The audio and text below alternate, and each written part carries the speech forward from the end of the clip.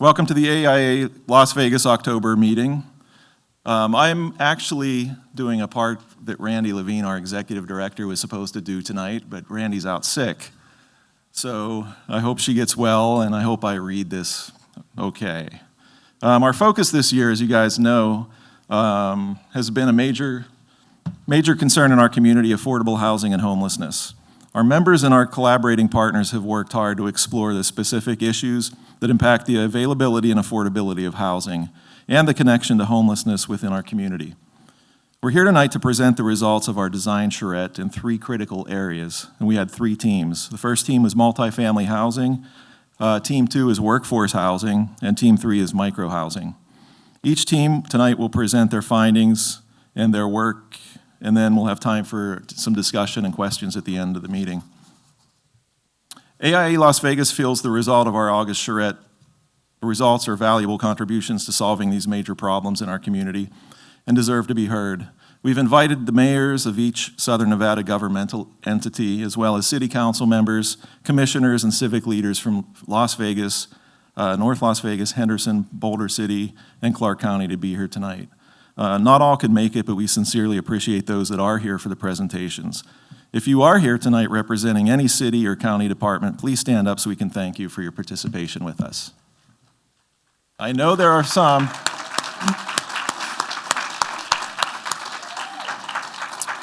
We do thank you for taking time out of your evening to be with us tonight.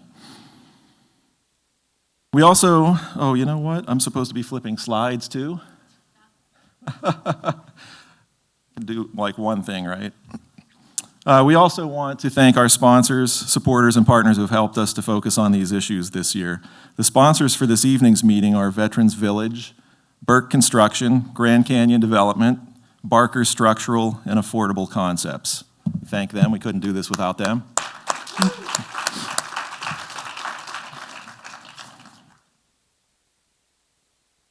Our visionary sponsors for 2019 are John A. Martin Associates and Clyde Juba Wald Architecture and Interiors. Let's give them a round of applause as well.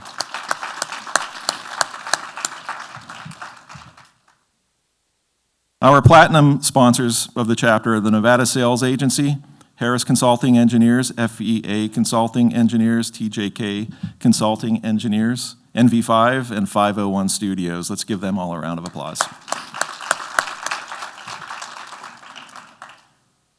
Our gold sponsors are American Insurance and Investment Corporation, Assurance Limited, Southwick Landscape Architects, Terp Consulting, and Locksaw Engineering. Let's give them a round of applause. And finally, our silver sponsors include Core Construction, Bank of Nevada, ARIA Landscape Architects, DC Building Group, and Lodge Design. And let's give them a round of applause. Our sponsors are very important to the chapter and to all the programs we have every year, so we truly do thank you. So to begin tonight's program, I'm pleased to introduce the president of AIA Las Vegas, Dwayne Eschenbaugh, AIA. Thank you, Randy. No, I really want to thank each and every one of you for attending tonight's program. We've been working on this for the entire year. And, you know, it was about a year ago that I started looking at what I was going to do as the chapter president. What program was I going to bring forward? And when I was in college at UNLV back in 1994, the city of Las Vegas had what was called a MASH charrette. Is anybody in the room, were you involved with that or here back then? Kevin was, a few of them, Mark. So I don't recall all the details. It was 25 years ago. I don't remember what I had for lunch yesterday. But these are some photos of that event back there, and it was interesting. Cappy and Cappy Architects were here from San Francisco, from Oakland. That's Ray and Ron Cappy right there. Tom Main from Morphosis is right there.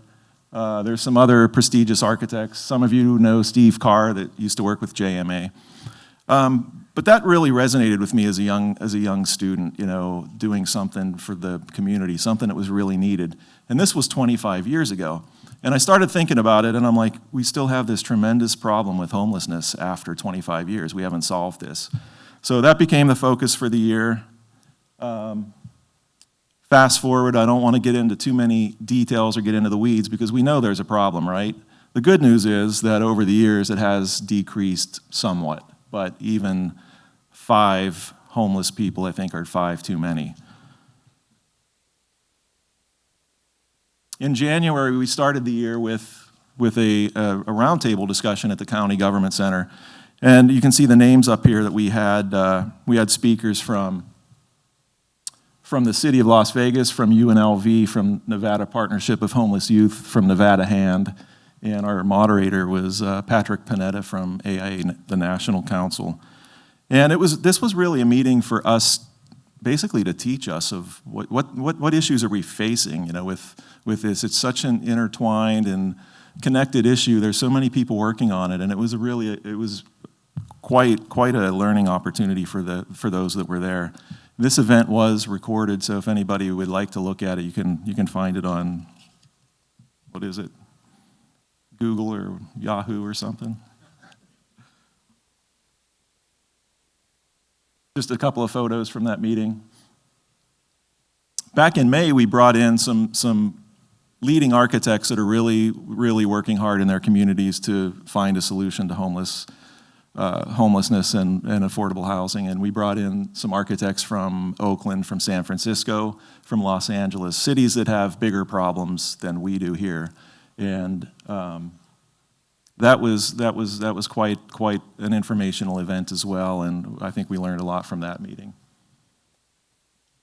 So the goal of this was to get everybody together, get a bunch of architects together in a room and some community people and really a diverse group and talk about the problems that we have and what can we do as architects and leaders in the community to solve these problems.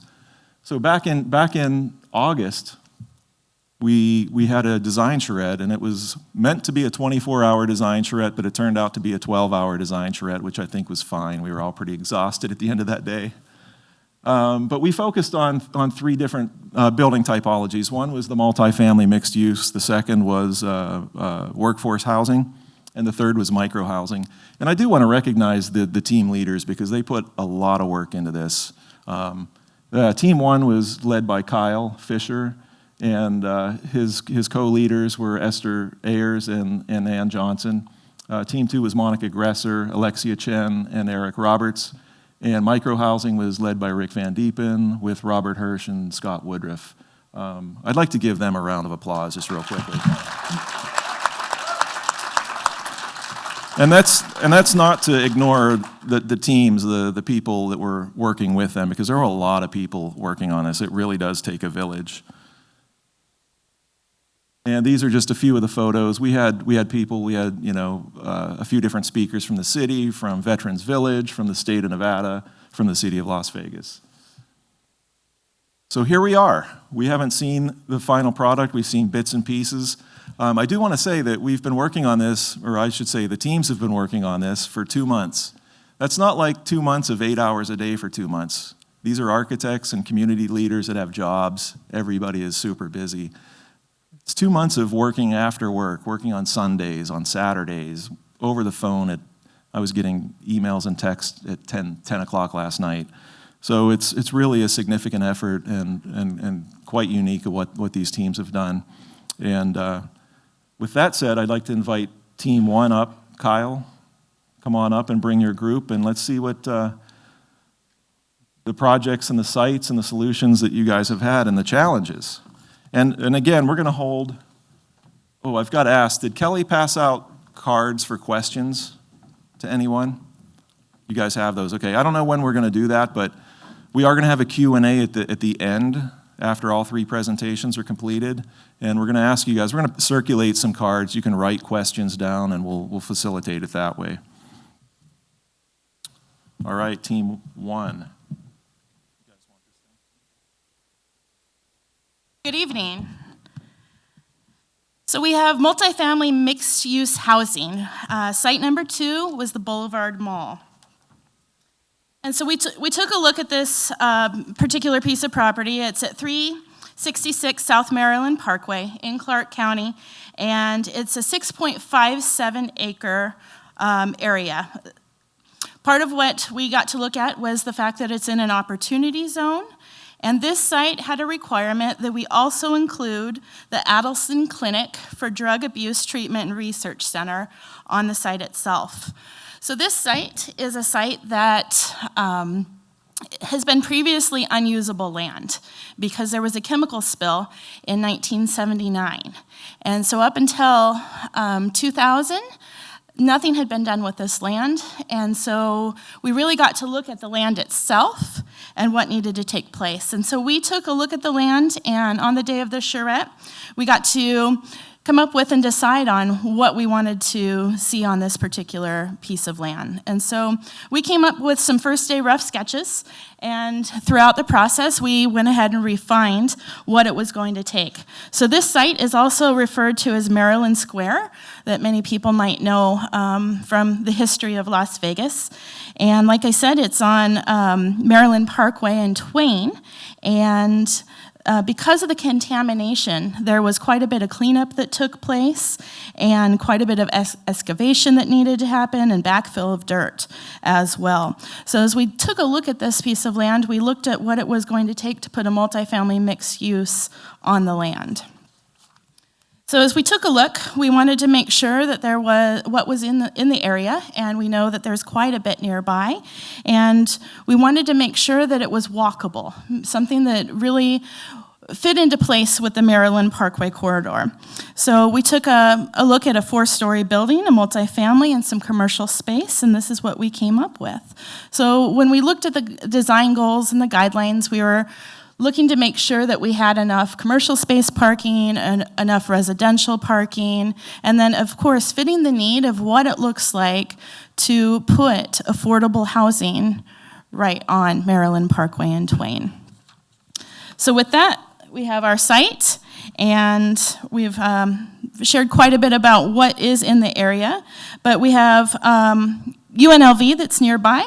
Downtown, it's very easily to access the strip, and overall it's just a great location.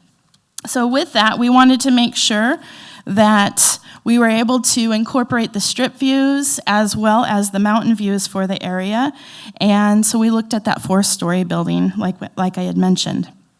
So nearby, you'll see that there are 2 circles. We have a 1/4 mile and we have a 1/2 mile, and you'll see in the bottom corner that we have the Cambridge Community Center.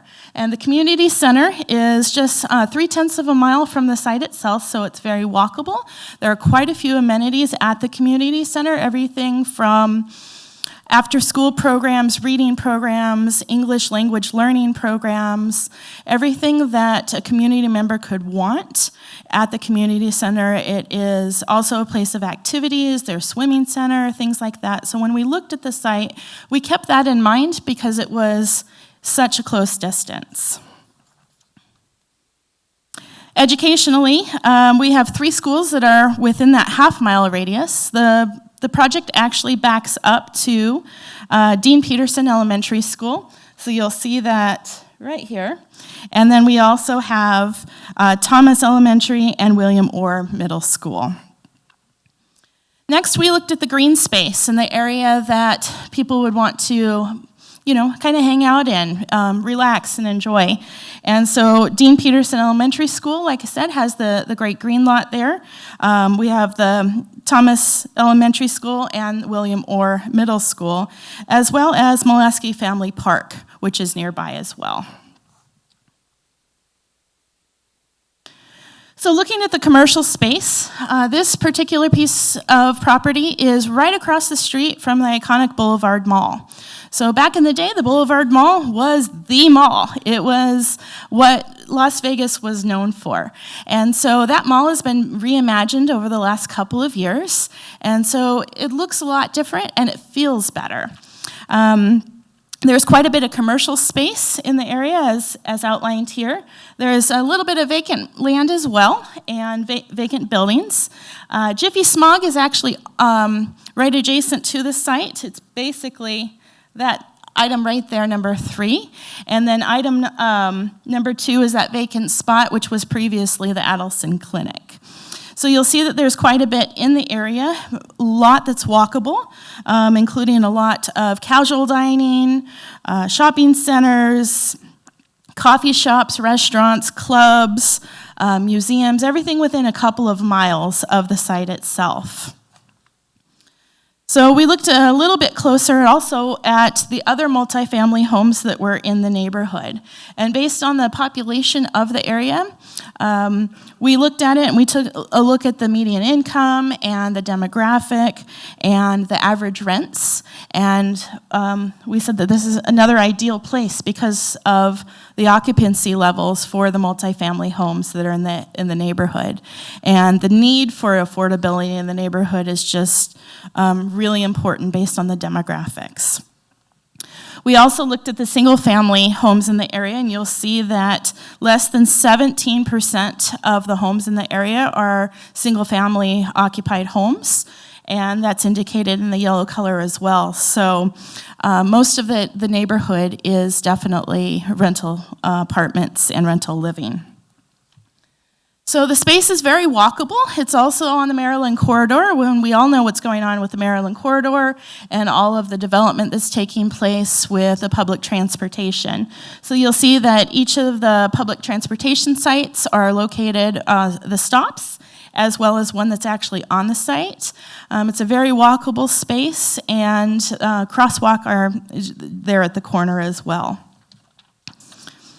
So as we look at the demographics, I think it's really important that we take note to the number of households in the area. We're looking at just over 22,000 households with an average household size of 2.5, with 79% of those households being single-parent households. So when we looked at the site, we really looked at what that meant to also be in a single-parent household with children. The unemployment levels are really high in this area. Some of the statistics that we saw actually were higher than this number, but this number is 8.6%. And this particular number is more than double that of Las Vegas and Nevada. So when we look at this particular area, the unemployment's double what you and I feel around the city. So it's important that we recognize that and understand how affordable housing is necessary. The median household income is $31,000. That's $27,000 less than the median income for Las Vegas. So that's almost half of the income is nearly gone. So when we look at that, it's important to make sure that the homes are affordable. So we took a look at the vehicle usage for the neighborhood as well. 32% of the people in the neighborhood do not own a vehicle. So that leaves about 33% that do, but it also makes it very hard for people that don't have a vehicle. So you'll see our transportation notes, 74% of people are still getting around by car, it's just not theirs. And when we look at that, the space, particularly for the need and the walkability and the availability of public transportation, is great for this area. So the demographics also show that it is somewhat of an uneducated area of town as well, with 26% of the population having less than a high school education. So when we look at that, only 31% do have a high school education, so we're looking at over 50% that do have less than a high school education, or just the high school education. So when we look at the rental demographics, we have over 7,000 rental properties in the area. Most of them are occupied because the demand is high. We also looked at the number of bedrooms that were necessary, and we decided that mostly studio and two-bedroom apartments would be sufficient for the area. Average rental incomes ranged between $500 and $800, and that was a split between $500 and $800, and then $800 and $900. So it really kind of falls between the $500 and the $900 range. 83% of the population is renters, versus a state average of only 45%. So again, this area is in high need for affordable housing. So with that, I'm going to pass it on to my team, and they'll go over in more details what our site looks like. So as far as site organization goes, we placed the majority of our commercial and office space on the ground level and then left the rest for parking. We placed our leasing office on the Twain face of the site, and then the commercial areas, we placed those on Maryland to take advantage of A, the walkability of Maryland, and B, the fact that it is the second most trafficked street in Las Vegas. And as far as residential goes, we took that and made that the levels 2 through 5, and then did attach that to the commercial. So what you're seeing right now is the residential sitting on top of the commercial. And then we oriented our buildings east-west to take advantage of optimal sun angles. As far as the plan goes, these units, we had 2 designs. One was a 2-bedroom, 830 square feet, and then the other was a 1-bedroom, 620 square feet. These units are about the width of 2 parking stalls, so they can easily fit on top of, above our parking lots. And then as far as parking goes, we allocated 116 spots for commercial. That is 100% of the required spots that we needed for commercial. But then we only allocated 260 units for 260 stalls for the residential units. That is about 66% of what would usually be required for residential. We figured that since such a small percentage of residents in that area actually own a vehicle, we could probably get a variance. As far as green strategies go, so we used a variety of passive cooling techniques. We had windows designed on each of the north and south faces of our units to allow for cross ventilation. And we also placed photovoltaic panels on top of the roof. So this is one of the renders of the recreational space. It's inside that building corridor between 2 of the main residential units. We tried to, again, take advantage of walkability, create green space for our residents that would allow them to have some kind of recreational activities going on in between those areas and allowing for community development. And this is another one of the views that highlights the, again, open nature of the spaces between the buildings and the walkability. Again, we have natural light coming in, and then you can also see how the buildings hover above the parking.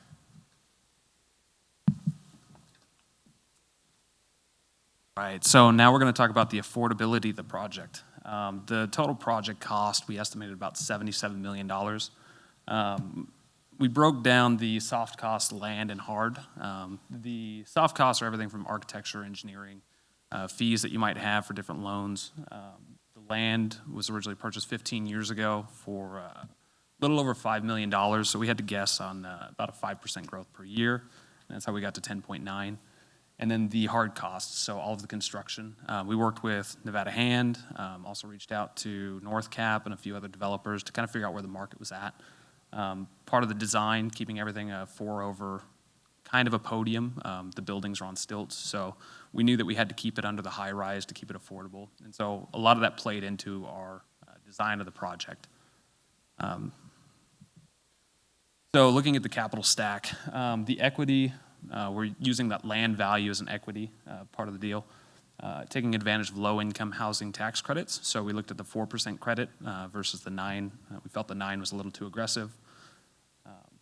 And then an 80-20 gap loan to cover that 25% equity. The debt, we are looking at a traditional loan and a 4% bonds. So these lending sources don't work well together. The problem is we've got a mixed-use project, so we have to kind of treat them like 2 separate projects. So on the left, we've split the market rate units. It's roughly 80% of the project total. So the market rate accounts for 13,500 square feet of commercial space, roughly 294 of the units, 75% of the units. And then the affordable, again, 20% of the project total, 6,250 square feet of leasing office and 98 units. So the leasing office, we decided to put with the affordable units because we could actually get the tax credits to build it. So it's considered part of the housing. So the more we got on that side of the deal, the more money we were able to get to support the build. And then you'll see later in a few other slides, we actually charge rent of that leasing office to the market rate unit. So that's kind of how we're using or cycling the funds. So the units, we've got 1-bedroom and 2-bedroom units. As I mentioned, 75% are market rate. We've got 5% of the units are 30% AMI, so roughly 20 units. And then we've got 20% of the units are 50% AMI. So you can see the top 2 bars of each are the affordable rates versus the actual market rate. So market rates vary all over the board. So we're showing what we would need for this project to kind of zero out.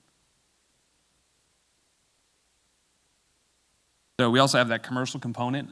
We've got the leasing office that we are charging $3.72 a square foot to the market rate units.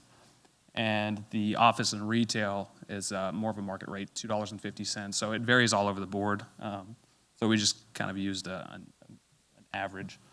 On the chart at the bottom, you can see we're taking the income that we're charging the market rate and giving that to the affordable. So that was able to zero out the income for both projects. So I guess the call to action, so what we kind of discovered from our findings, we think it'd be really beneficial to lessen the burden for some of these initial costs. Architectural engineering fees, it takes a lot to get a project going. And so while we've shown where that money is coming from, you technically need to have the money to start that to get the funding. So we realize that that's a big problem.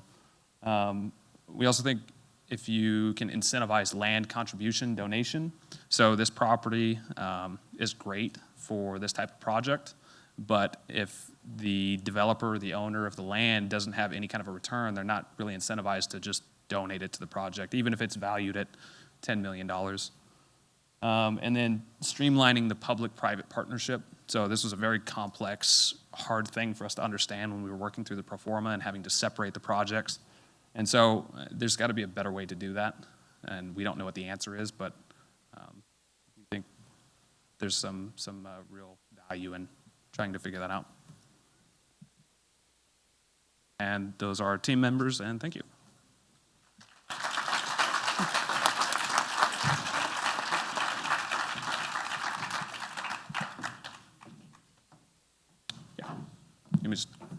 All right, so we're going to go ahead and call up group 2. So this is our second group for multifamily mixed use.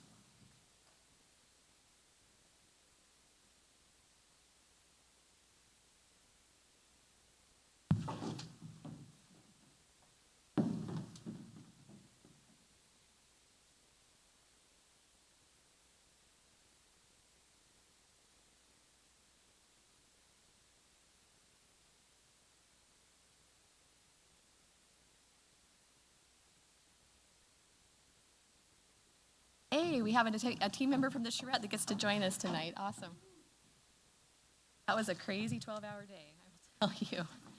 So thank you to the AIA and the City of Las Vegas for allowing us this opportunity to look at development of mixed use. And sorry about that. Can everyone hear me now?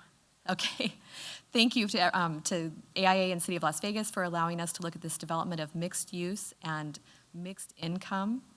And we're going to present our visioning for this development in the heart of Ward 5.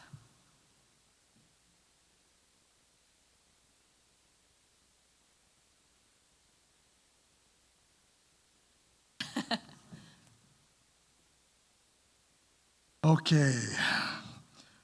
Our site is located on Martin Luther King, just south of Lake Mead Boulevard in the West Side community.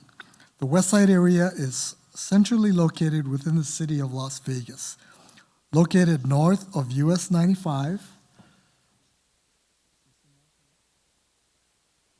south of Cary Avenue and Lake Mead Boulevard, and east of Rancho Drive, and west of Interstate 15. So the zip codes are 89106 and 89030. Our proposal is a conceptual vision for what we see as a real project. Continued extensive community discussions, financial modeling, and concept testing would be needed to make it real.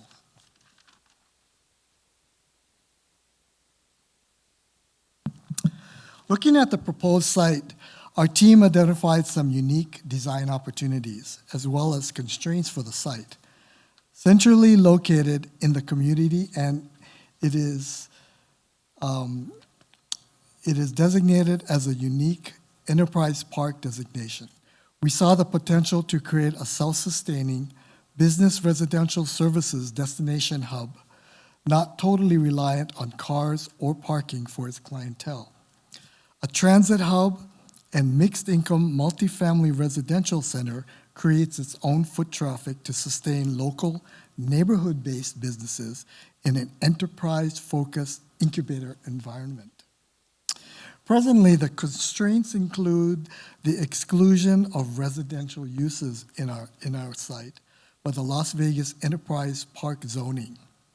Also, proximity to churches and a proposed daycare center inside our site will require waivers or use permits for restaurants or stores to be selling alcohol. And there's also some minor setback encroachments, and the east buildings exceed the 3-story height limitation for the enterprise park.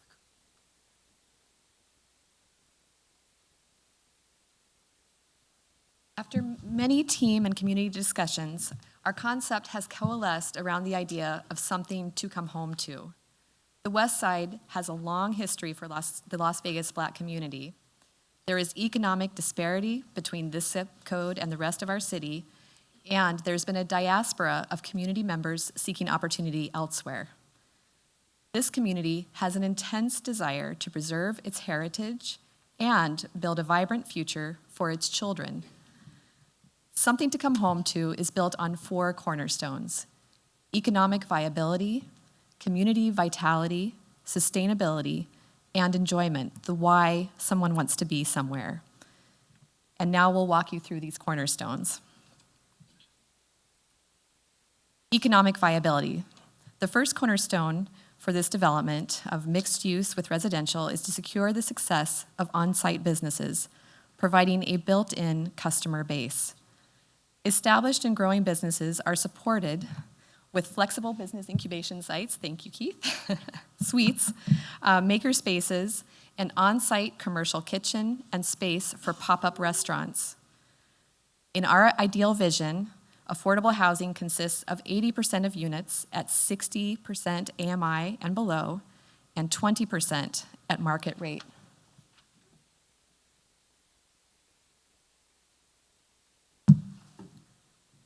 Second of the 4th cornerstone is community vitality.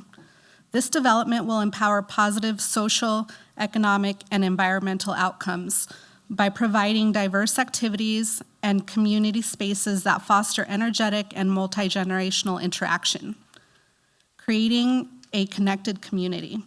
Examples include a food commons plaza, event space, a small market, and a daycare facility. Mixed income housing supports diversity and meets the local need in the community. All right. 3 of the 4 cornerstones here is sustainability. This development also has integrated sustainability strategies. The east-west orientation supports photovoltaic energy production and the use of passive solar shading. The facade is articulated differently at each of the 4 cardinal directions. Interactive features such as roof gardens are provided for commercial and residential tenants. Gray water can be reused for garden and landscape features. The transit oasis is located on site with space designated for pedestrians, bicycles, and bus riders. Social sustainability for housing is addressed with an 80-20 mix of subsidized to market rates.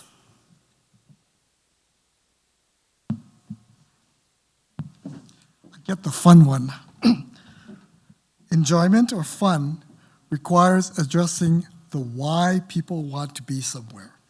Sustainability, community vitality, and economic viability are essential to this success.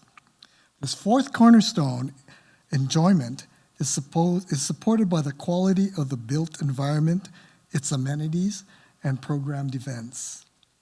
Amenities such as shopping and dining, shaded areas and water features, the transit oasis, a walkable environment, on-site recreational activities, as well as opportunities for social interactions and community pride are all important.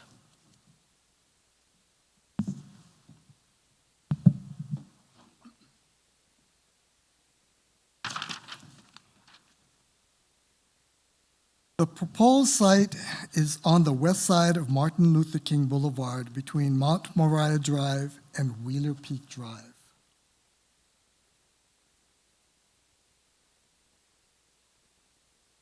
In 1999, this location was zoned for commercial use as part of the Enterprise Park Master Plan. The permitted uses include retail, manufacturing and distribution, administrative facilities, and research institutions.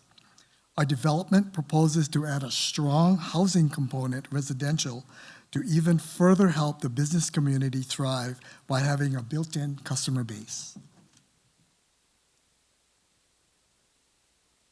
Slide illustrates the makeup of our building program.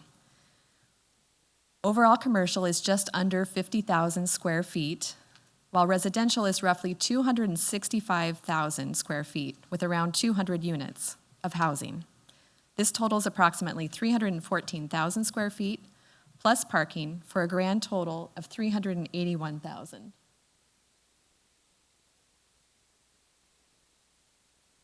All right, how do we go backwards?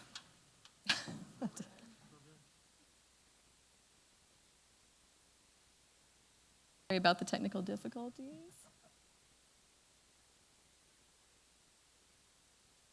Oh. All right. Oh my goodness, we're gonna get to a detailed view of the square footage. Are you pointing the right way? Yeah.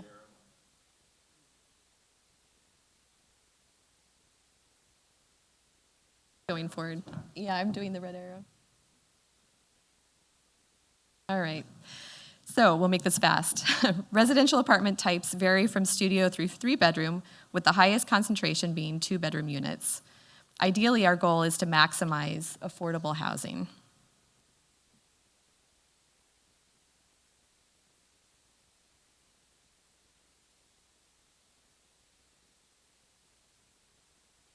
This site is a vibrant location for the development of community ties.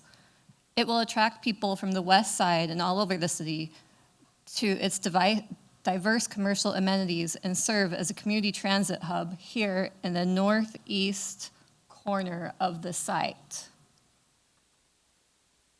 More public spaces with commercial uses are located in the east portion of the site along the Martin Luther King here.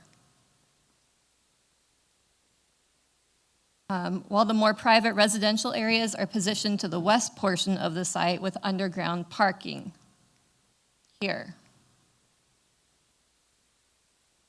There's ample green space and plazas available for social interaction. And the buildings step up from Martin Luther King to minimize the impact of taller buildings. The blue and yellow buildings are mixed use, while the orange buildings are 5 floors of housing with a community center and gym.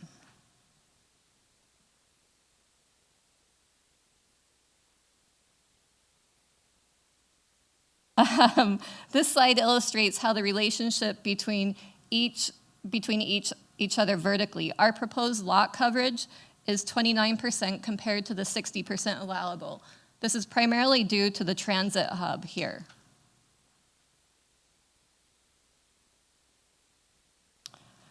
This stacking diagram also shows the relationship of commercial versus residential uses. If we look at the yellow, orange, and red floors, all over,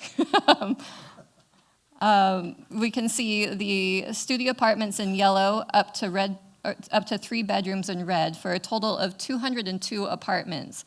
On site, there is also a daycare facility proposed here and a commercial kitchen and food production proposed here.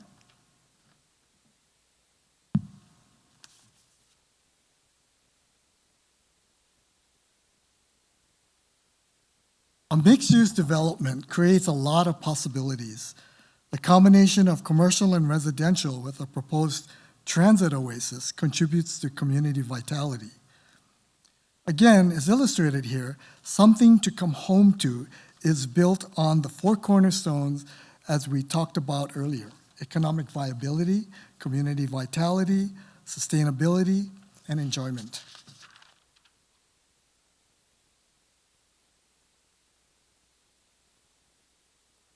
Another aspect of affordability is offering transportation options that don't rely on the car.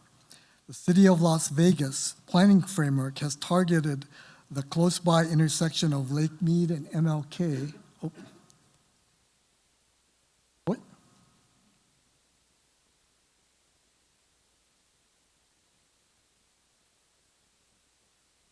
This is our site here. They've targeted this area as for transit mixed-use development. The nearest regional center is right here in downtown. It's right outside here.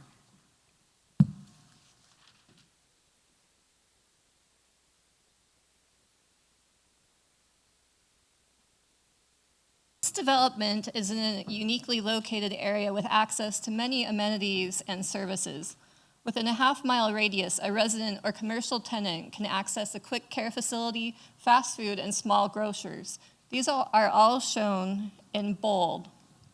Not that you can see that. Within the 2 miles of the development, amenities include the West Las Vegas Library, Boys and Girls Club, Kianga Izoka Palacio, also known as Doolittle Park, and other educational and healthcare facilities. We did find some need for access for fresh food and local eateries. This proposal, we feel, provides a unique opportunity for neighborhood entrepreneurs to create, establish, and grow their own businesses.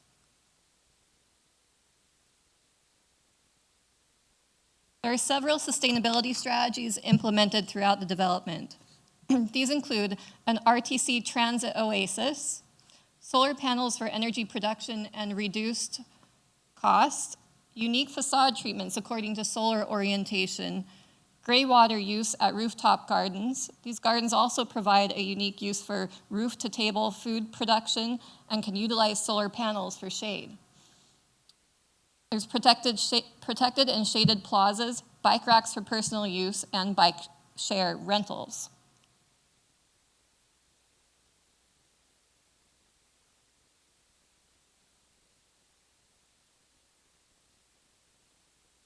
Right. So our development is proposed to be mixed income housing to address lower than average median income in this area. We've worked through a number of funding scenarios, as you can see, and this on the right, this is our design as presented, and it is a negative net operating income. Also, it exceeds the low-income housing tax credit minimums for affordable units, and it's also not supported by revenue models. But as you can see, we've run break-even analysis to the left and the middle to understand how the funding could work, and this would require more effort. In addition, for the on-site transit oasis to work, there needs to be a revenue sharing with RTC via a leaseback or other models. Our conclusion is that the funding models must revise to better support mixed-use, mixed-income development.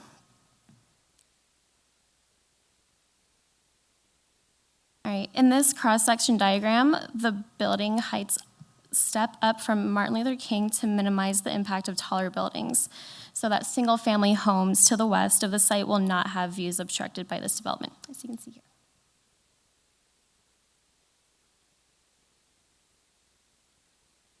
And this diagram shows the view towards the development from the neighborhoods at the east side. Single-family homes to the east of the site will not have views obstructed by this development.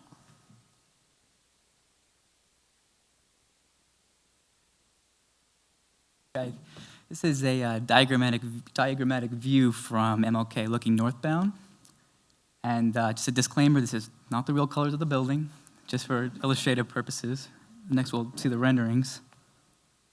Oops.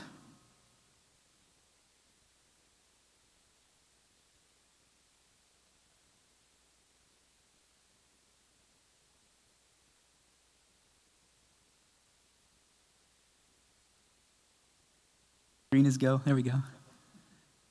Okay. As we shared earlier, the something to come home to concept is built on 4 cornerstones: economic viability, community vitality, sustainability, and enjoyment. These experiences are evident here as we look at the east pedestrian entrance adjacent to MLK Boulevard towards the Transit Oasis Plaza. We see a walkable and bikeable development, vibrant shops and restaurants, native landscaping, solar shading according to orientation, and services for public art. This is a multi-generational space, a space for everyone.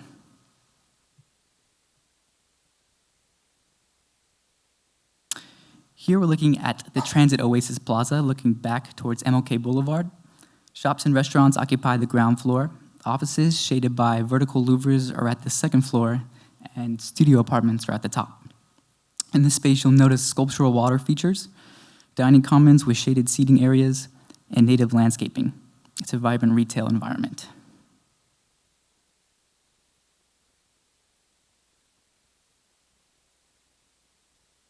Our thesis is that affordable housing is fundamental to a successful mixed-use development in the West Side.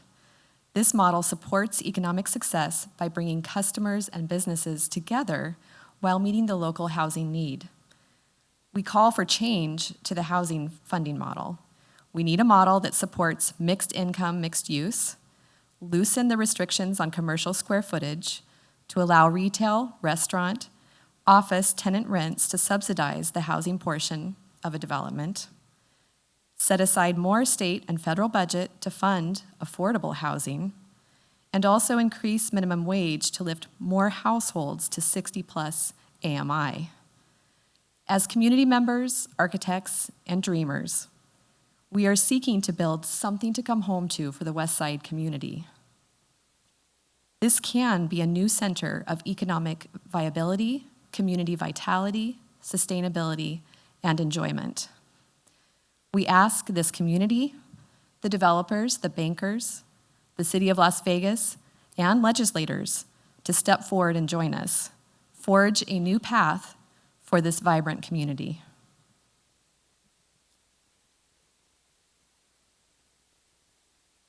Our speakers today are listed here, and please contact any of us with questions or feedback. And the entire presentation would not have been possible without our many team members. So thank you, and thank you, AIA.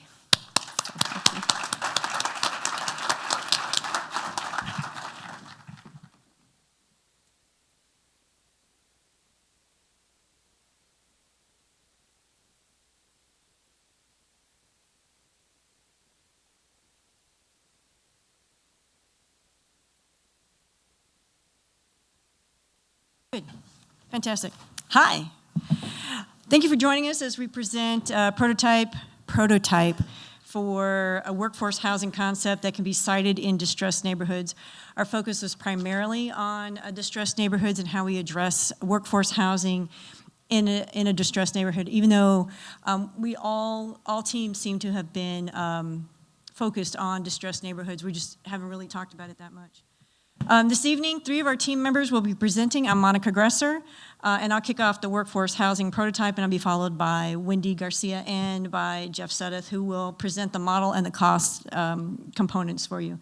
To give you a bit of background on the tasks that we faced, I'll tell you a bit about where we began and how we looked at distressed neighborhoods for the location of this particular housing model. So when you look at projects in distressed neighborhoods, or the ones that are presented tonight, you'll probably recognize that we're all kind of focused on similar ideas and about where these are placed. Sorry about that, I keep moving around too much. Woo, there we go, right on. All right, so you already know, a lot of you already know that we are, we have a housing shortage. And we are looking particularly at low wage earning people. Gosh, that is me, I'm sorry. We're looking at lower wage earning folks, and the average income for Nevadans, if you don't already know, is about $58,000. That's for the entire state of Nevada. But when you're looking at distressed neighborhoods, stressed or neglected neighborhoods, the average income seems to go down quite a bit. And you've already heard that from Team One. And for instance, we selected Meadows Village as a neighborhood as our representative for an average distressed neighborhood. We could easily have chosen a neighborhood in North Las Vegas or in the county or in Henderson. But looking at this neighborhood, it's a little bit of an older neighborhood. It's been around for quite a long time, has some unique qualities such as it's close to both downtown and the Strip and some other areas of employment, as well as it seems to be located in an opportunity zone. So Meadows Village is affectionately known as Naked City, and it has a median income of about $25,000 and change. So, and that's according to the last numbers we got from the state a few weeks ago. So if you look at neighborhoods like this, this is fairly typical, but in Meadows Village, 49% of residents have a car. So when you think about what you and I live with, we probably have 2 or more cars in our households. 43% of the residents in the neighborhood don't have a car at all. So that's, pretty telling about how you're supposed to get around, how you shop for groceries, how you take your kids to school, and how you get to work. So where do you live with that kind of an income? You live in neighborhoods like Meadows Village, and you try to find an apartment that's $600 a month or less. And that can be really difficult, especially when you consider the condition that some of these older neighborhoods are in right now. So this is, these aren't too bad for imagery for that particular neighborhood. For low wage earners, from zero wage earners down to zero wage earners, our team looked at a variety of building models. And I'm already ahead of the game here. We looked at single family, we looked at multifamily, duplexes, quads. We even toyed around with townhomes. I really was trying to get us to do something crazy like joint communal living, but that didn't go over too well. We were strictly looking at housing. So this group did not look at micro-housing. We weren't looking at mixed-use housing. We were specifically looking at straight, ordinary housing with no additives. That was really difficult. So we looked at 90 units, and we looked at 85 units, and we combined them with median income, and we combined them with lower income, and combined them with some other ideas like commercial. So we ended up with mixed use mixed up in there, trying to figure out how to make the numbers work. It was really hard. So resiliency and sustainability are also important in creating stable neighborhoods, and housing is a core component of that. One of the things we seem to continue to do on and on throughout history is gentrify neighborhoods. So sorry for a little soapbox there. But when we're dealing with people who are already marginalized and are working 2 or 3 jobs and trying to pay for an apartment that is $600, or in this neighborhood they're going up to $800, where do they go when the whole neighborhood becomes gentrified? They're going to end up either on the streets, or they're going to end up in another unsafe neighborhood. So we're not doing ourselves or them any favors. So the prototype that we're going to continue talking about it as a prototype in this particular presentation is it's intended to be a guide, and we intend for it to be pushed and pulled horizontally, vertically, in hopes that it can be used in other locations, other distressed neighborhoods. It's also really compact in that you'll see that we use a very small site when we get a little bit further on in the presentation. So these are the definitions. I want to make sure that we're all clear on when we're talking about workforce housing, what that means. It means different things to different people. And so here you see it's housing for low-income wage earners, and we added in zero wage earners as well. And then distressed neighborhoods, these are just some typical descriptors for distressed neighborhoods, and we've seen these around the county. Speaking of the county, we didn't want to look like we were just pointing out that there were only neglected neighborhoods in the city of Las Vegas. It's not true. There are many neglected areas around the entire valley, as you can see by this map. And this map is about a year and a half old, 2 years old. It's the latest data we had for the entire area, but hopefully we'll come up with something that's a little bit more current once we get through our publication process. All right, so this map shows you Meadows Village, which is right here. And these, of course, are the walkable areas or not walkable areas. We go all the way out here to 3 miles. So you can see where the grocery stores are located and where schools are located. This is a little bit difficult to see, but the grocery stores are here, schools are out here, and this is a mile. This line is a mile. So that's not exactly nearby.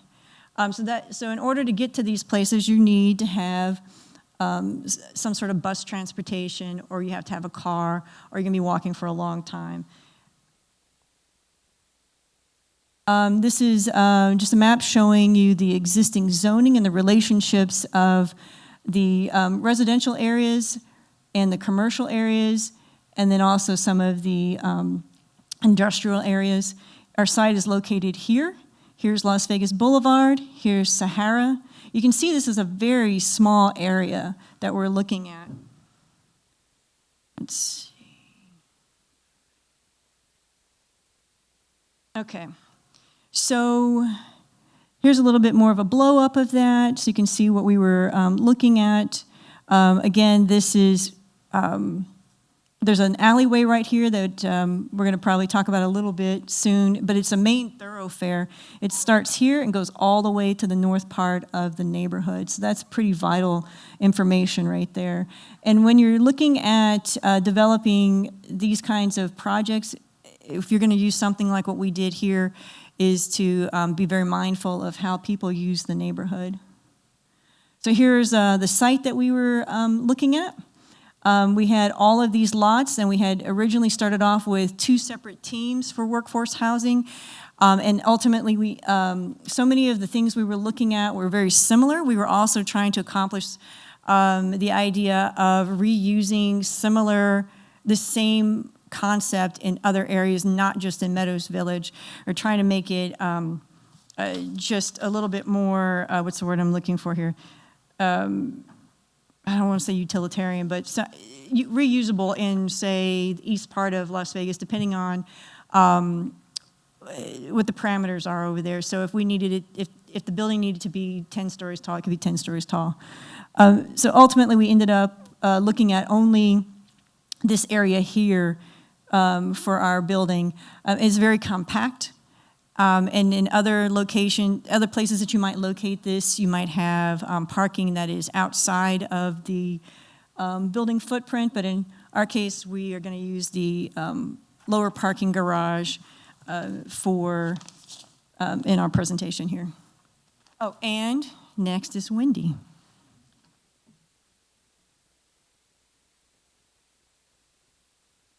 So I'm going to start off by talking about some of the constraints that we've had with the site. We really want to maximize our building footprint.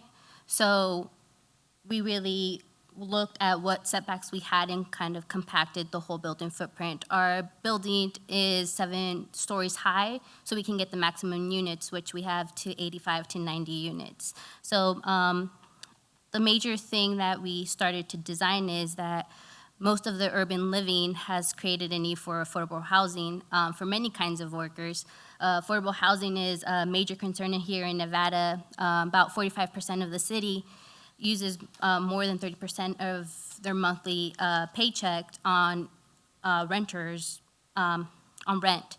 So our team, Workforce Housing, has tackled this case study by identifying the community needs. One of the first community needs was that this area was feeling excluded from the surrounding area since they're between 2 major roads, which is Las Vegas Boulevard and Sahara.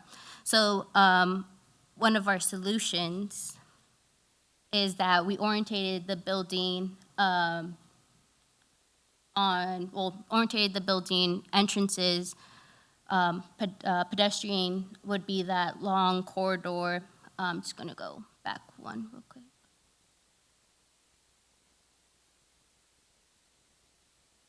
This would be the pedestrian entrance for the unit and also some of the services. And then we added the car entrance off Fairfield and Cleveland Avenue. So another constraint that we've had is in this community is that we have a lot of drug problems, crime, and we don't have a lot of police oversight. So our team has orchestrated the environment by thinking about safety and social life for residents of all ages. As Monica covered, a few of these areas we only have one community center, a few park, and a 7-Eleven. That's kind of what they have for their social life, so we want to incorporate that. So what our team has created is on this pedestrian walkway, you would see a farmer's market. Also, we'll have area on this pavement courtyard for sculptures, and also you'll see a few slides ahead about some art installations. And then we also have shaded landscape area to cover that car pedestrian. And then we also have the raised planters to block the cars and a whole bunch of seating. So I want to get a little bit more into the floor plan since we do have a different mixture of 85 to 90 units. The reason that we did 7 floors is to maximize the units for the cost. However, when we started doing the numbers, it didn't calculate enough to provide still the services. So we only offer 1 bedroom and 2 bedroom. The 1 bedroom is 900 square feet and the 2 bedroom is 1,800. So our first option that we had was we would just have the leasing office for the units. But then we ran into how do we solve that solution of creating the lack of retail, food, health services, and gathering space. So that's when we added the mixed use portion. So with the mixed use services, we add the offices, health clinic, and grocery stores, information center for resource, the daycare, mom and pop shops, and restaurant, everything that's lacking in this community to make this community thrive. And also thing that we saw that made the community thrive and also the cost lower down was by adding a garden on the 3rd floor, which could be an option for hydroponic garden option.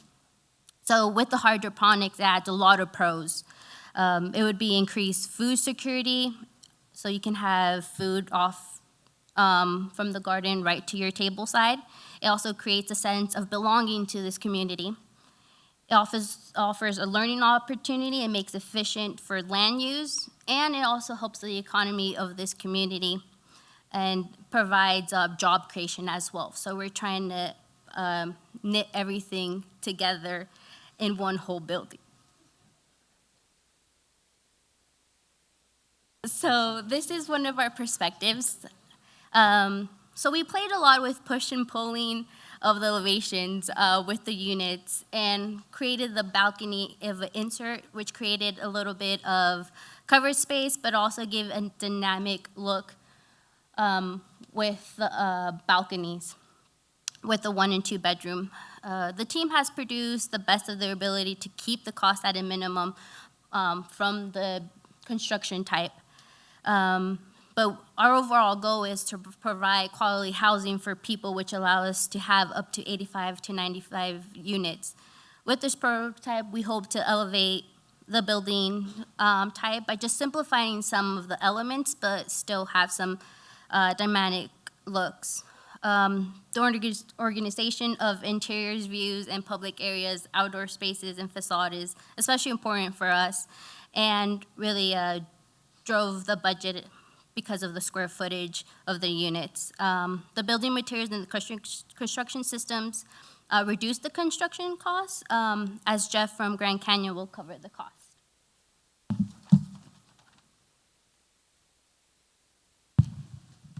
Thank you, Wendy. Good evening, everyone.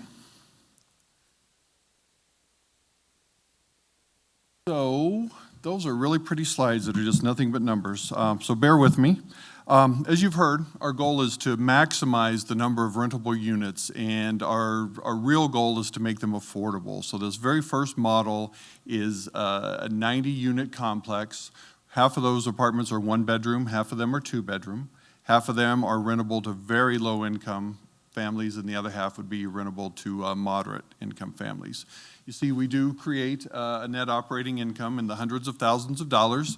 Looks like a lot of money until you look at what it costs to put up a structure like this. You see our uses number there is almost $23 million. That's construction costs, land acquisition, the soft costs that would go into a project like this.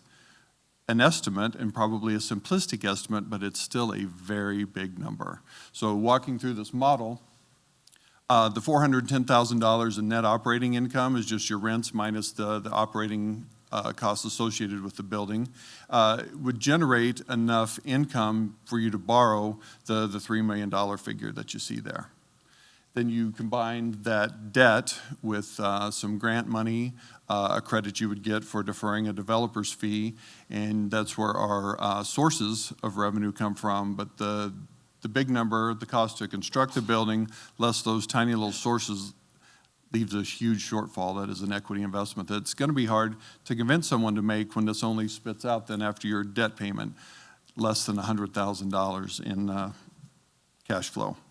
And that is operating cash flow. It does not take into account an applicable tax credit that would substantially increase that, or any depreciation numbers. We did not get that complex, and so you see the number there. This is where we started. We wanted to maximize the number of units and make it affordable, and it just left us in a bit of a pickle. I can't imagine presenting those numbers to an investor and wanting them to come up with their funds to make this fly. So our second component here was to reduce our number of units by 5 and add 8,200 square feet of retail space. If we could rent that retail space at $1 per square foot per month, it increases our NOI, increases the amount that we're then able to borrow in terms of a loan. It reduces that shortfall, but not by a lot. It's still a great big number. Better cash flows because the retail will provide more rent than just a standard housing unit. If we move forward one more time, our third unit was, or our third scenario rather, was to keep that same number of 85 units, continue to rent out a retail space, but we're going to change from low and moderate income rents. We're going to make a third of those rents retail, or I'm sorry, market rate. So that increases our NOI substantially. It increases the amount we're able to borrow substantially, but you still see there's a great big, it doesn't even make $1 million dent in the amount of money that we need to come up with to make this happen. Much better cash flows, but still not a rosy picture.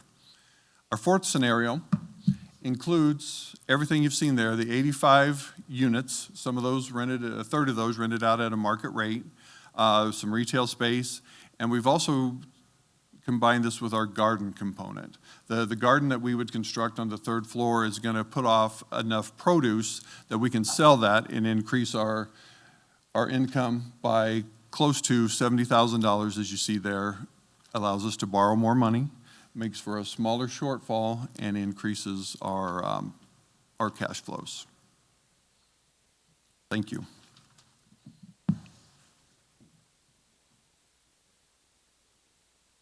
That is high up there. Okay, so where are we? We had some great big negatives. That's what we got. But what we learned from this is that, of course, we're not done. Where I see it, we're right in the middle of gathering up all of this information. We've done quite a bit so far, but we need to modify it and find other alternatives to funding for this. You can see we've added a couple of funding sources in here, home and HP. But that's not enough. There are still some other alternatives we need to look at, and how do we put those things into the equation and make some of these costs work out? How do we make it more attractive to investors? There have been some private public-private partnerships that have happened that have been successful and some have failed. And you can't help but wonder if that might work in this situation, maybe. I would also like to see maybe land trusts become a thing down here in Southern Nevada, but maybe that won't work either. So those are the things that we need help from all of you with. Like, how do we move forward, and how do we finish these kinds of studies and help people figure out how to build these things? So it's not all doom and gloom for all the neighborhoods. It's not all doom and gloom for Meadows. These are some images that are fairly recent. This one is Freedom by Design, which is the UNLV students who did a beautification project for Casa de Luz. They are the nonprofit that is embedded in the neighborhood. These other two images are just from last weekend from Neighborhood Barbecue. And the reason to bring these kinds of things up is to say that we need things to happen in neighborhoods that are outside of housing. You know, we need social and comprehensive services. We need to team up with planning and social services. And then back on this one, I don't think I talk about this enough, really, is when we're talking about comprehensive services in recreation centers. So if you're looking at Desert Breeze way out on the west side of the valley, we don't need comprehensive services there. That's a very, very different recreation center compared to recreation centers that are in distressed or neglected neighborhoods. Those really could use not only recreation, but also comprehensive services of some sort, or something more than ELS and after school help with your homework. But also cultivating neighborhood amenities, such as the barbecue that we showed you a while ago. But policy, I know we're all working on that. There's a lot happening in that. It just takes a long time to get some of these things going. Most important is development of housing, and which is what we're working on right now, right? We're all here working on housing, trying to figure that part out. These are some of the images that from our team and how we came together with, looking at the different scenarios and how we might make all of this work. But again, we're still a work in progress at this point. Should you like to contact any of the three of us, here's our contact information. Look at it real quick because I'm about to go. Really, this is how many people it took to put all of this information together. So these are some really great people. And again, Dwayne even said that we did not put 8 hours a day, every day into this for 8 weeks. So all these people did a tremendous job trying to pull together, cull, and understand the information. We went to the state, asked them for help. How do we do this funding? That's just time out of your day. And really enlightening and interesting overall. So what I'm asking from you, I think we're all asking from you, is if you have some particular expertise, obviously we're all having trouble with funding, where we can push and pull these ideas to maximize them and really do something in the community. We'd be really grateful for your help as we continue forward and putting together the information. End of next year, Dwayne? Maybe? June-ish? Okay, June-ish. So hopefully we'll have something by then. Thank you for your time. Appreciate you guys sticking around with us.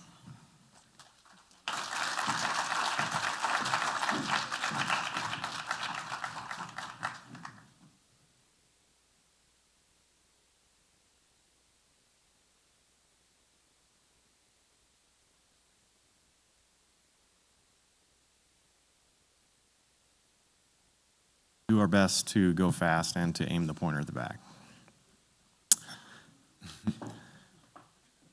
So I really want to thank our group. We had a really great time, and really we're all very passionate about this, and just the brainstorming that we had, and the give and take that we had with each other was really interesting, and it was also really great. I think we had about 12 people on our committee, and every single person was engaged the whole time, basically showed up at every meeting, and everybody was asking, hey, what else can I do? I finished my task, what else can I do? So from a volunteer standpoint, it's just really refreshing to see people that are really that invested and that care so much about this.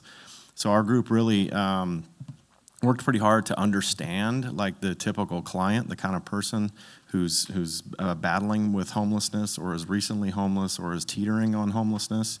And so we kind of look at two different sites as kind of a continuum of getting someone directly off the street and then kind of moving them into more of a permanent supportive housing arrangement. So I'll just hand it over to these folks.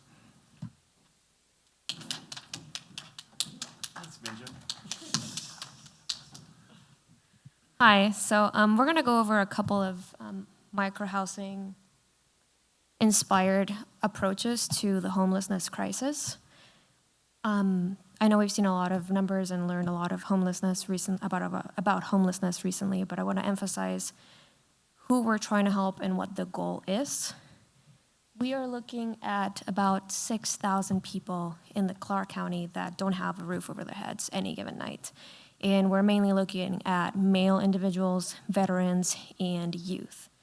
And we're not trying to just give them food and shelter for a night, a day, or a couple weeks. We're trying to give them a set of tools that they're going to use to get out of their current situation, tools that hopefully they'll use to transition from homelessness to independence, and that they'll do so in a dignified manner and a supportive community. So we looked at ways to achieve this, and we quickly realized that there's a lot of barriers. So we try to generally categorize them. And the first set of categories is what we've been calling immediate barriers, so things that prevent you from seeking shelter on any given day.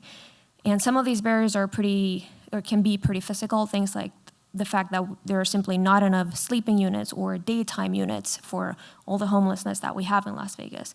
Or some of the shelters don't allow for the homeless people to bring their pets, which a lot of them have. Some of them don't allow people that are going through substance abuse problems.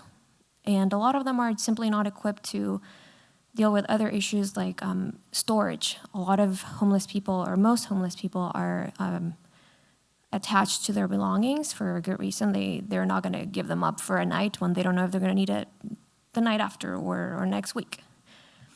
So that was those are the first set of barriers, and there are things that are directly related to the condition of being homeless, and there can also be things like trauma and psychological effects of chronic homelessness.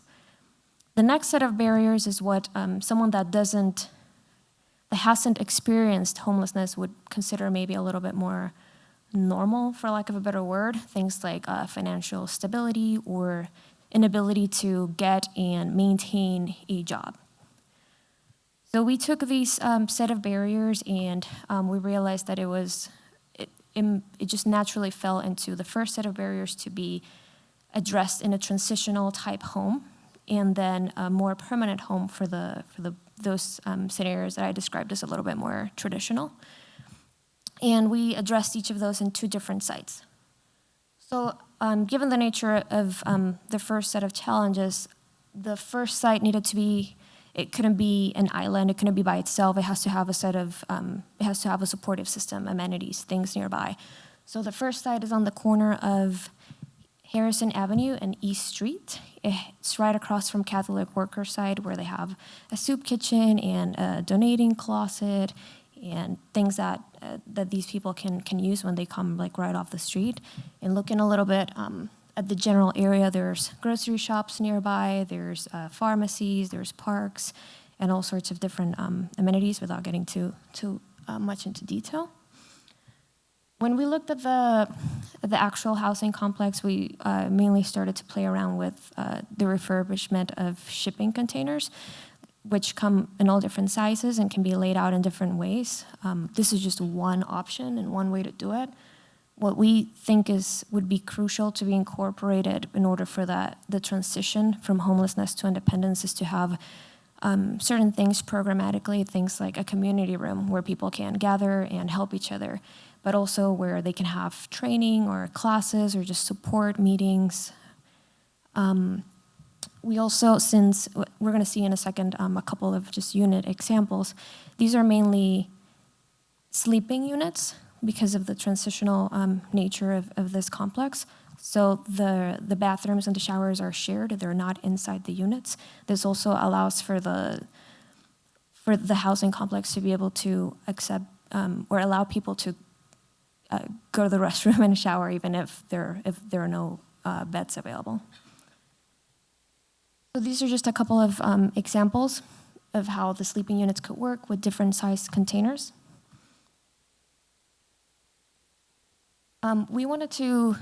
One of the things we thought was important and really help with the transition is having just a nice garden type area to help with the healing process, if you will, but also where they can maybe grow food and have a sense of responsibility and get back like to some extent to the daily routine that they're perhaps not used to anymore. And this would also address the pet issue, which we learned in our research is actually a pretty big deal. We also took the opportunity to show that these are a couple of just other layouts that you could do with 10 by 12 containers.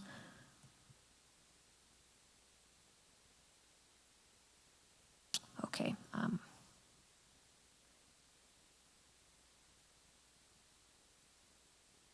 And we didn't get too much into the design as much as we would have liked to. We did more of a programmatic study and just really trying to understand the population and just the key things that we thought could happen and needed to happen in order for the transition to be successful. So it's really open-ended in terms of the aesthetic look. And I'll hand it over to Robert for Site 2.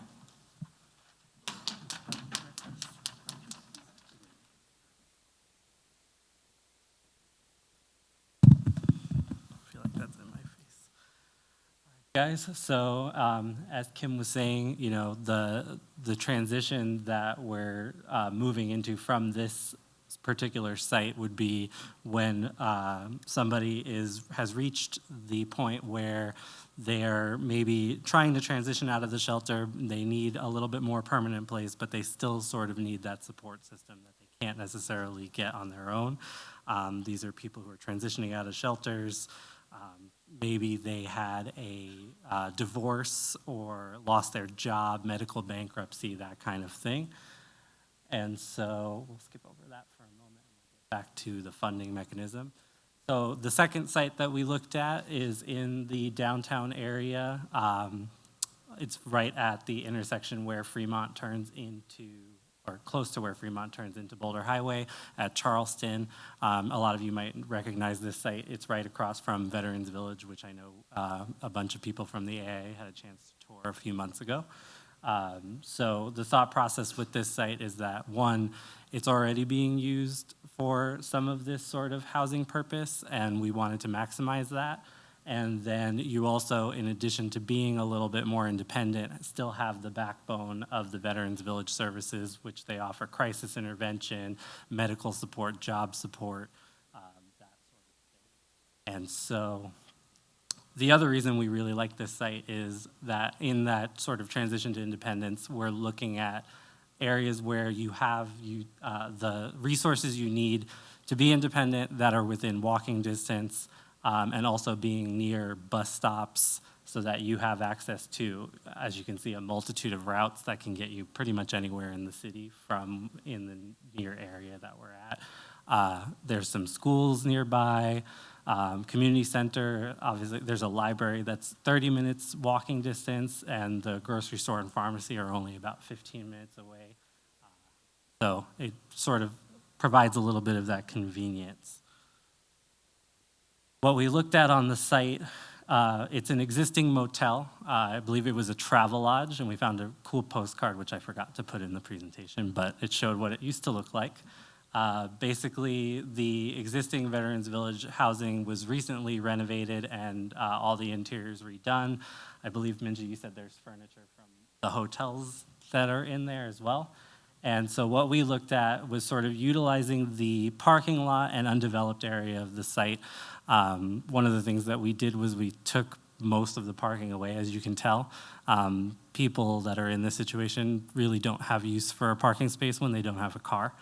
So we've thought it would be best to use it to maximize the number of spaces that we could put into the building, or units into the building, and did it based on a studio model. So, different options of what it could look like. You could potentially have bunk beds, you could have a couple of double beds, singles, and you have your own private kitchen as well as bathroom, but then you still have that sort of community aspect nearby at the Veterans Village site. And then we also looked at sort of a garden approach on this one to continue that sense of responsibility on the site and giving back to the neighborhood that's helping you out as well. It also provides a little bit nicer area. A lot of the times we tend to think of these kinds of places as out of sight, out of mind, and they're not sightly per se, but our thought process is that you can make them into spaces that are nice to be in, because everybody kind of deserves that environment. And then for our model, we looked at four stories for the addition. The existing motel is 2 stories.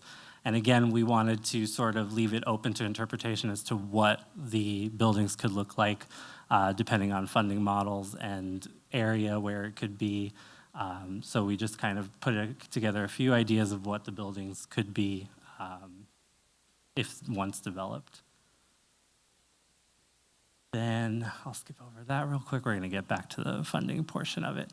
One of the things we wanted to talk about was that this is an idea that can be repurposed in multiple places around the valley. This is just a few examples. One is right near UNLV. You've got one that is on Flamingo and Pecos area, showing the numbers of units that could potentially be sited there. We wanted to make it a model that could be replicated elsewhere in the valley, anywhere where it would make sense for access to public transit and services, potentially more on that independent level. And then one of the things that we didn't touch on too much in our studies, but is also a viable option, is tiny homes. I know a lot of times we think of tiny homes as very hipster, but they're actually fairly popular as a way to combat homelessness and provide units. This data is a couple of years old, but these are some examples of homeless housing projects that are tiny homes that have been done in other areas of the country. I'm going to turn it over to Minja. Good evening, everybody. I cannot go back to the funding page, but I would talk about the financing instead of letting the architects talk about it. So for the Catholic Workers site, it's about $1 million to build about 20 containers. The hard cost is about $50,000 per container, and the soft cost is about $500,000 because we have to pay architects, engineers, we have to pay the sewer, the utility fees, and we also have to pay fees to the city. And for the Veterans Village site, 105 units is about $10 million or $115,000 per unit, and it's because the size of units is only 320 square feet, since it's smaller size, so the cost to build is much cheaper than traditional multifamily units. And thank you, Wick. Could you go back to the demographics slide, please? There we go. So on this slide, I will talk about the demographic. Most of the homeless are single individuals. About 61% of them are men. Some of them are drug or alcohol abuse. So for this type of projects, we really need a lot of social services and volunteers who would like to contribute their times. And I know on Veterans Village, we have nurses or doctors that will volunteer their time to come to the site and help out the residents. And about 25% of them have been homeless for at least 12 months. They have been living on the street, their friends or family's houses, or daily motel. And I've been helping Veterans Village about 3 years right now, and a lot of the residents are either mentally or physically disabled. That is very unfortunate. And in addition to job training, we need a lot of help from governments to provide vouchers or financial subsidies to help these residents. And also we need a very good on-site management team. We need an on-site manager who really understands the neighborhood and the people. And for Veterans Village 2, when Dr. Arnold Stock took over the property, he met with the local gang leaders. He spoke to them, he communicated with them, and since he took over 3 years ago, there hasn't been any issue on that property at all. So we really need a very good on-site management team who really understands the neighborhood and the people. And next slide. And before I continue on this slide, I would like to ask audience a question. How many of you have passed by or saw a homeless person on your way to this event? See, this is time to act. And I'm so glad that we have representatives from the government here with us. I have done a lot of research about affordable housing, and I think the biggest reason why we have lack of affordable housing in Las Vegas is because of lack of funding. I work in the private sector real estate development part. I have not seen a single developer who is willing to build anything for free. And there's nothing wrong with that. Everybody needs to get paid, right? We have to pay architects, we have to pay engineers, we have to pay fees to the city, to all sorts of fees. And in order to build affordable housing, developers will either use low-income housing tax credit or some type of grant programs from the government to complete the project. And for LIHTC credits, it's distributed from the federal government based on the total number of population of each state. And as we all know, the state of Nevada doesn't have a very high population, but Las Vegas is one of the top 10 cities with the most amount of homelessness. Think about what is the majority of our employments in: hospitality, casinos, food and beverage sectors, entertainment. And we are a tourism city, which means our economy fluctuates with the US economy. Think about the 2008 recession, and there might be another one coming up. So what we really need is a lot of help from the government. We need a lot more tax credit available and a lot more grants available. Maybe the government needs to reevaluate their revenue sources and how they allocate their money into the right type of project to make the most efficient and effective way of solving homeless problem. And the second thing that we came up with is that I know a lot of government agencies own land in this valley. They don't have a plan to do anything with it, and it has been sitting there for like 10, 15 years. I know there's a site near Veterans Village 2 that is owned by Southern Nevada Housing Agency. And I think some of these agencies should partner up with other nonprofits or builders that can build a lot more units in any given year. If they only have one team to do one project for 2 or 3 years, why not partner up with other people and other builders to build more units in any given year? So that's just one idea that we came up with. And also, I know one of the groups mentioned about land. How can we compensate a private landowner to contribute their land into affordable housing? Maybe we can offer tax credit and save them taxes instead of letting them sell their land and pay taxes. Or maybe we can ask them to do a ground lease with a developer or a nonprofit and waive their real estate taxes so they can save money that way too. And another thing that we came up with is to make the entitlement process smoother and quicker. I know it took Arnie like 3 months just to get an approval from the water district to get approved on the containers on Veterans Village 2. And we also looked at another site which two pieces of land are owned by the same owner.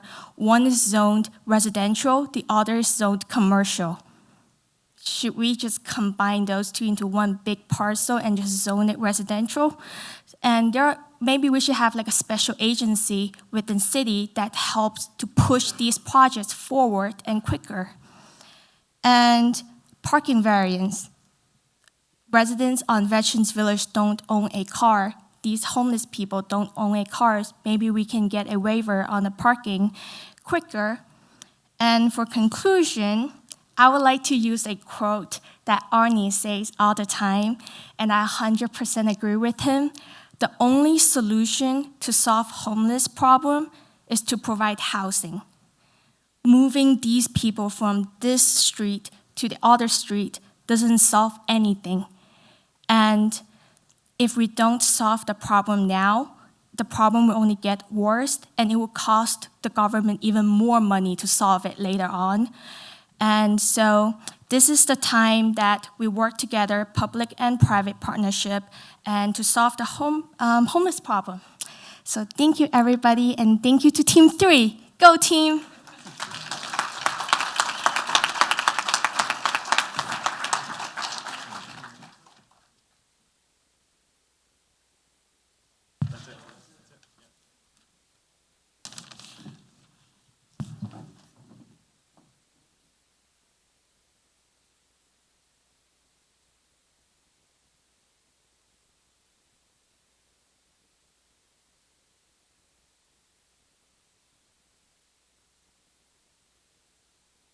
Looking for another microphone. Is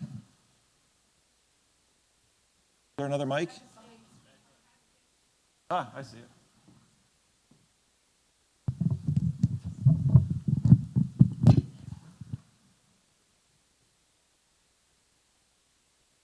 So thank you to all the presenters, to all three groups, to everybody that worked on this design charrette. It's been an incredible amount of work.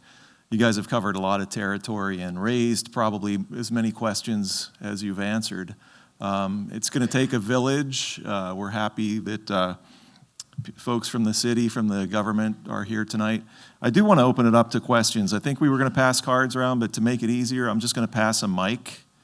We're going to take questions. I guess we're going to invite everybody up, right? All right, we'll simplify it. So, any questions for anybody, any of the presenters, teams 1, 2, or 3? Has any of the presenters actually ever spoke with homeless people to find out exactly what they want? Yeah, we have. There's a good number of folks in the room here that have been on a City of Las Vegas chronic homelessness committee.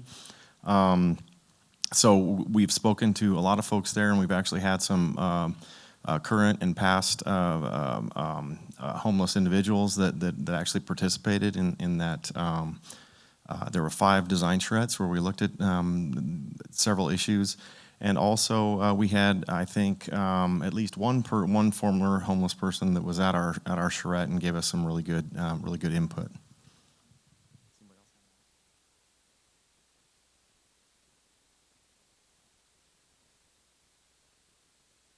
Yeah, Rick, we can tag team this. Like I could just ask him after. So on the homeless project, 2 questions. Was the total 12 million? Was that what the end? Which group? The homeless one. I don't know, because we just went past that. And so that's the one that 105 units. Okay, and then the other one is for the workforce group. Did you play around with the size of this, like the 2-bedroom apartment at all? Because that one was actually quite large.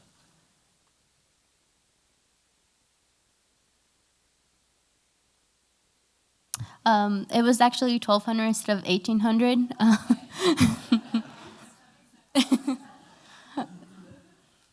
But we stuck to 2-unit bedrooms. It just fit better on the site. But usually with just the ratio, it just works better depending on the size of the family. That's kind of how we laid it out.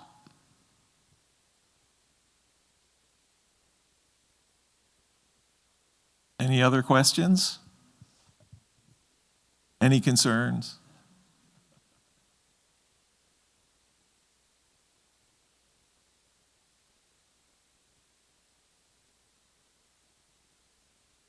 Hi, thanks. I was actually just wondering, one thing that sticks out to me is laundry and laundromats and washing availabilities. Forgive me, I might have not paid enough attention. I didn't hear that mentioned in any of the presentations. Can anyone correct me?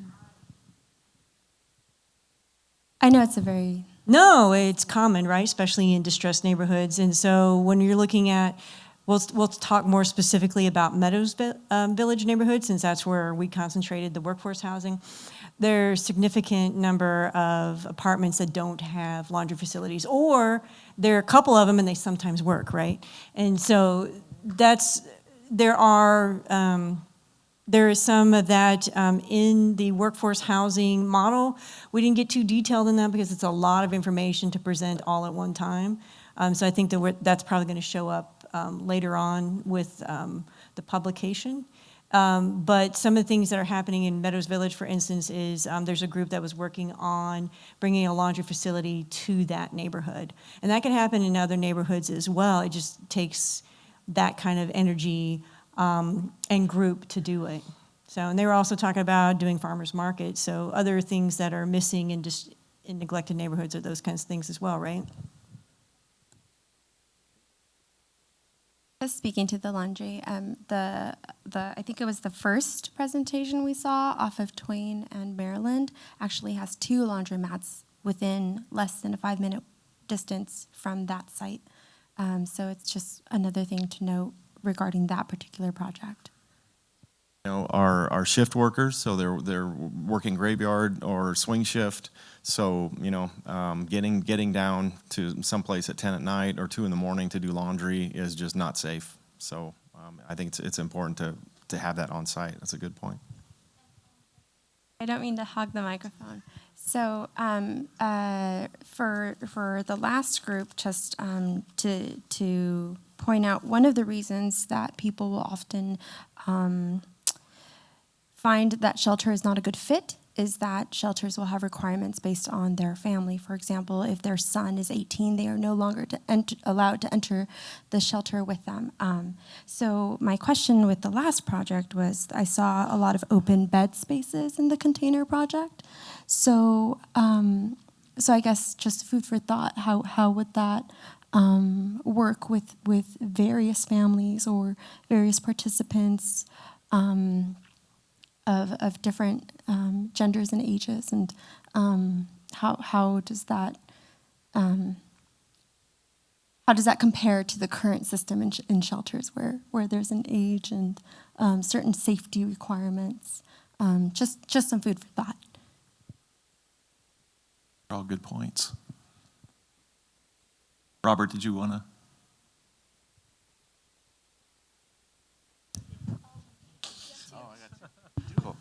Yeah, so for that site, we can split that house. It's like a house almost, right? Same kind of concept, right? Idea behind it.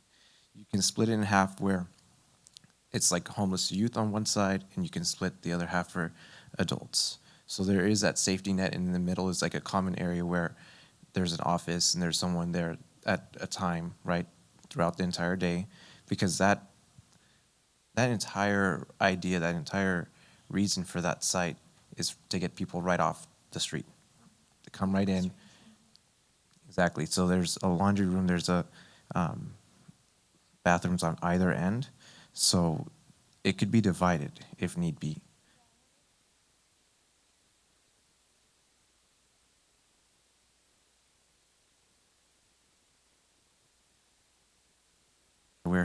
We're on it too. So thank you. Thank you. We're on it. We're trying to keep our minds, open as possible.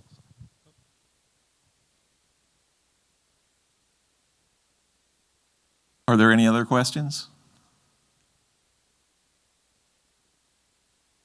I guess this is for city people or policy makers. I think there was some money made available for affordable housing to be dispersed annually, and I'm wondering if where you can access information about that for builders and for people interested in doing this type of thing.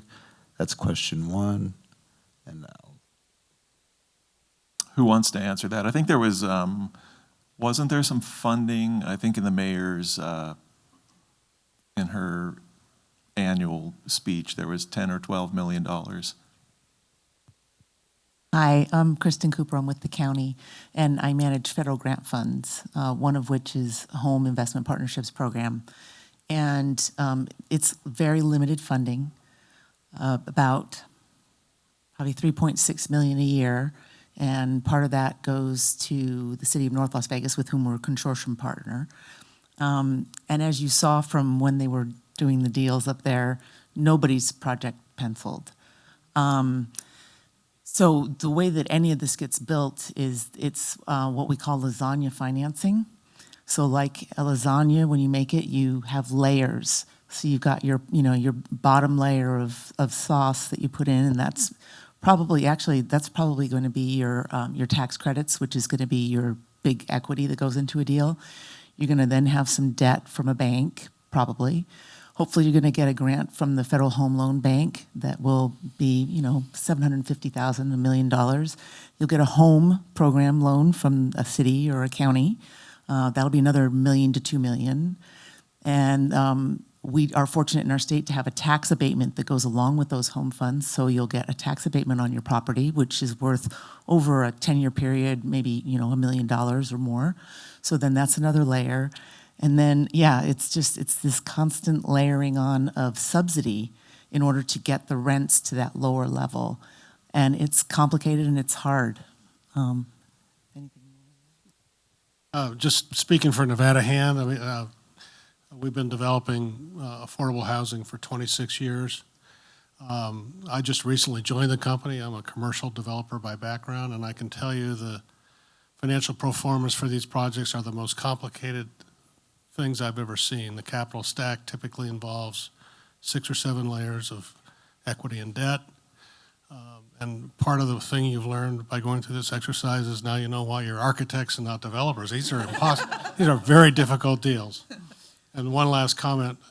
I remember a few years ago I couldn't get a deal to pencil, and my secretary reminded me that if you can't get it to pencil, just get a new pencil, and sometimes that's what you have to do. And then we're trying to do some new things, though, because we recognize that there's a need for more subsidies. So one of the things that the county is now looking at is creating a local housing trust fund. How we'll fund that, I don't know yet. But we're in discussions about that and looking at trying to create something locally.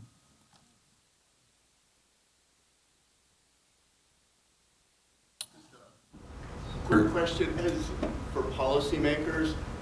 Has anybody looked at the programs? I think LA is experimenting with them now, where it is being tested that private homeowners are actually becoming the factors of change, where they will let single-family homeowners, they will waive the jurisdictional requirements and let them build basically what we would call an in-laws quarters, but they are doing it as an affordable housing unit.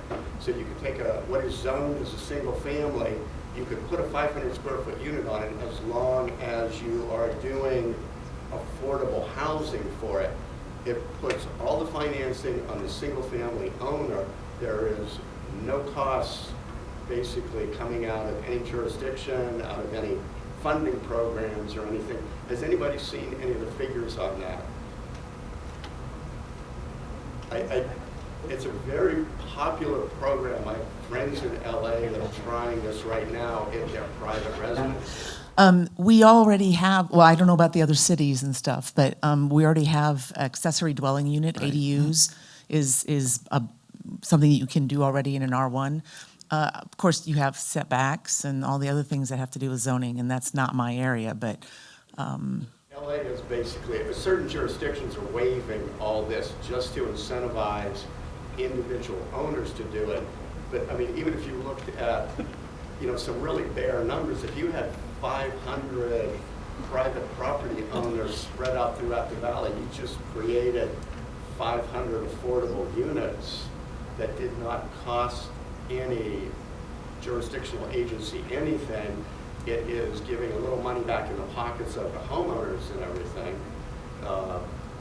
And I don't know what the figures have been like for those programs. It's just, I know it's something they're trying in certain areas of LA right now. I just wanted to say I'm a city planner with the city of Henderson, and we're aware of these problems. I think Henderson, especially around the homeless issue, can get a bad rap, but we're working on a housing strategy, researching a lot of these innovative, looking at other jurisdictions, what are they doing, and I think the community land trust model, where you lease the land, but then the low-income person can actually own the home, is a really promising model, and especially in Henderson, where we have a lot of, traditional single-family desire in our market, something that I think would work for our community. But I guess I just want to say I hope all the policymakers in the room know this is an issue, and they know that there's other creative solutions jurisdictions are doing, and it's kind of who's going to take the leap and start implementing these tools we have. Are there any others? So a couple of things before we wrap up here. AIA Las Vegas has developed a committee on affordable housing that's going to continue to go into the next several years. You don't have to be a member of AIA to be on that committee. We're welcoming anybody in the community that wants to work with us.